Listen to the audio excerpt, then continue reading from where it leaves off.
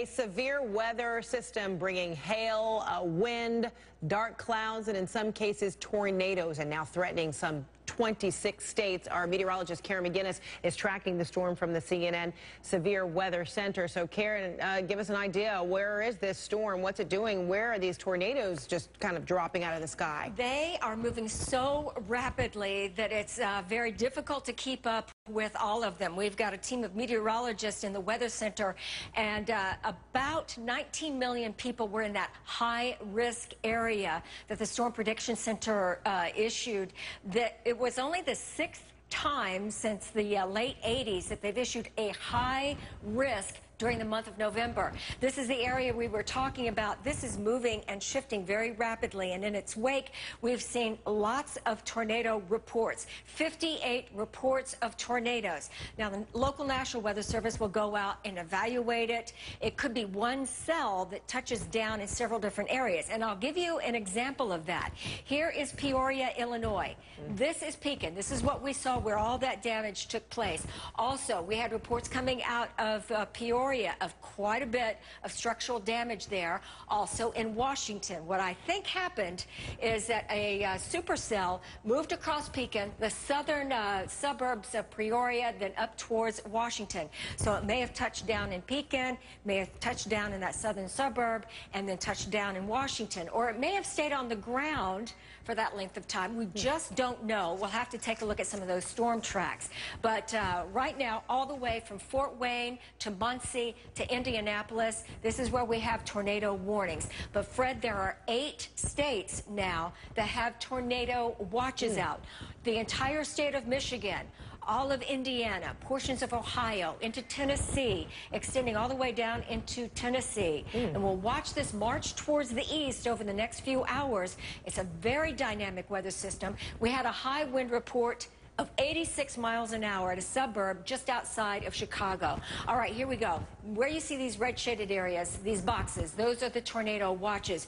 Where you see the purple images, that's where we have the tornado warning. So warning is much more important. That means you need to leave wherever you are. If it is a mobile home, you need to get to an interior room, a low-lying area, not under an overpass, and staying safe is the critical part. We had a report coming out of Lebanon of a large tornado. That's not Tennessee. That was into southern Indiana. That the storm chaser said he spotted a large tornado on the ground there, and it's moving very quickly to the east-northeast at just about 50 to 60 miles an hour. A number of places reporting flight delays, flight cancellations. Take a look at these pictures out of the storm chasers, and this you can see clearly indicating the dark clouds and some of the supercells that are moving across this region are producing at times brief tornado touchdowns, and other times we're getting reports, Fred, of these very large tornadoes. Out of Purdue University, this is in northern Indiana, we had a report of a 69-mile-an-hour wind gust at the airport there. Also at O'Hare and Midway, they have canceled flights, they have delayed flights. In New York, LaGuardia, also JFK, they are saying they're anticipating this severe weather and already some delays expected there.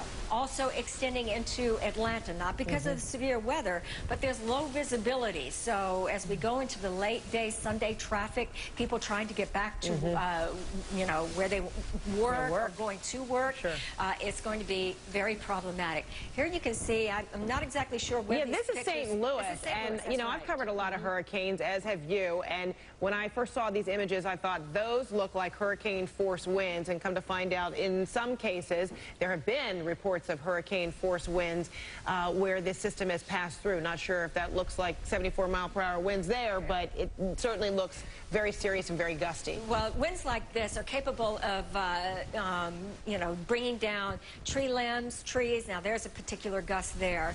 And all it takes is a high-profile vehicle, like we have seen some of the trucks, the semis, the camper trucks. Oh, wow. And look at these are live images right now. Indianapolis, look how dark And this is another important point, Fred. I want to mention this, and that is a lot of these tornadoes are rain-wrapped, meaning that you're not seeing sunshine behind them. There is rain, and the supercell, the tornado vortice, actually is engulfed in this rain, so you can't see it. It's late in the day. The sun is setting earlier, and as you can see, hardly any visibility here. You wouldn't know if there were a tornado in your vicinity or not, unless you were listening to the NOAA weather advisories, the radio, and to see if there's a tornado warning issued in your area. So it's possible